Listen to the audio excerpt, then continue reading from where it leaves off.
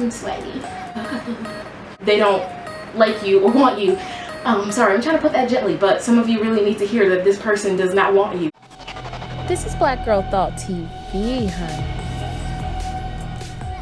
Hi guys, welcome back to Blackgirlthought TV. I am Annie Cans and this is probably my 7th attempt at this video. This is your inclusive source of health, wealth, and loving yourself. Okay, basically, there are a lot of people who are struggling with self-worth and who are sort of finding their confidence and working through this. And oftentimes what we do is we sort of become involved with people who are just emotionally unavailable to us, and these are 2 ways to tell. So number 1 is the very obvious, and with this one we particularly make excuses for people, and I've seen kind of 2 sides of the fence when it comes to communication in text, right? So one way to tell if someone's like not interested or just kind of like unavailable to you, like don't want you, don't really know how to put that one gently, is they don't really kind of reach out. You find that you're the one reaching out all the time, you're the one that's always communicating, you're the one who's overextending yourself and overexerting yourself, making yourself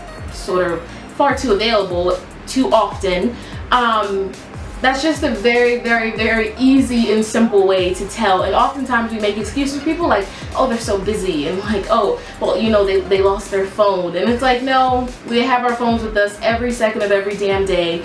And if someone's not communicating with you, if someone's not texting you or calling you, chances are they are not interested, which makes them unavailable.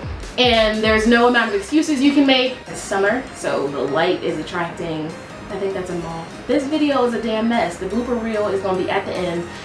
This damn ring light is like damn ring of firelight. You got time. So if literally you stop texting them and stop sort of making yourself available and texting them first, and you don't hear from them for weeks at a time, for months at a time, they most likely don't want you, and they're most likely unavailable, and unavailable in the sense of emotionally unavailable to you. Second, and the most kind of basic one for me, along with this communication, is if you kind of ask this person how they feel about you and they cannot tell you, that's really a sign like they're unavailable or they're emotionally immature. Someone who can't kind of be just upfront and honest about what they feel, that's typically a sign of emotional unavailability, or they don't like you or want you.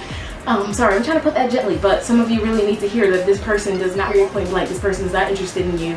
This person does not reach out to you. They do not sort of exert themselves or show interest because they're just not interested. But if you ask them how they feel about you and it's kind of always beating around the bush, or they can't say it, it's like, they may be emotionally unavailable, even to them damn selves. Like, not necessarily, like sometimes it's not necessarily you, it's just like this person is just shut off from their emotions and they don't sort of often tell what they're feeling or say it or express it. Either way, that's a characteristic of children, and even children are sometimes fucking good at like, I'm sorry, you ugly, I don't like that, that don't feel good, I don't want to eat that. Kids don't give a shit, okay? So we might need to give kids more credit because they're more honest than adults sometimes. So I could say that that's like sort of characteristically what children do. I can say it's childish in the sense of immature. There's a moth.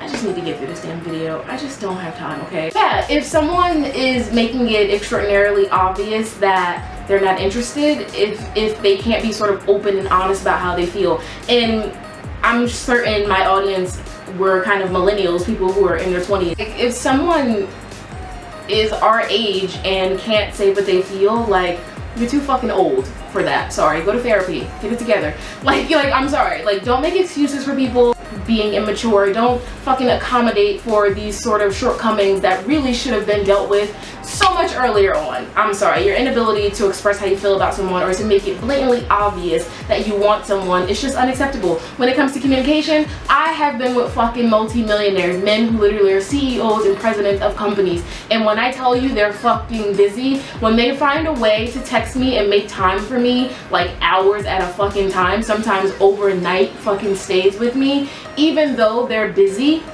someone who fucking works at Quick Check can make time. Sorry, boo. Like, someone who works a normal 9 to 5 can make time.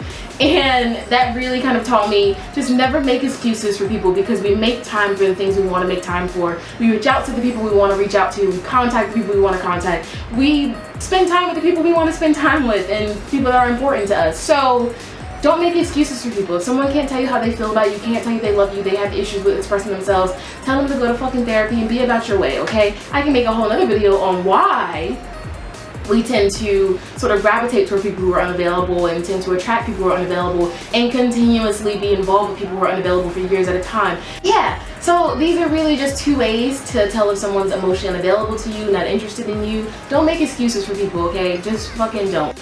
There are too many people in the fucking world to be focused on like one person, I promise you. There are far too many fucking people in the world, okay? So I am Annie Cans, and I'm your fairy hole godmother. That's nice. And I love you guys, and thank you for tuning in.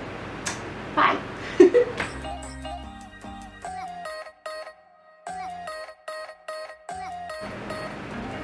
I'm sweaty. Fuck. I'm gonna try to get through this before I fucking melt. Jesus. I need it to be winter. Because I can't.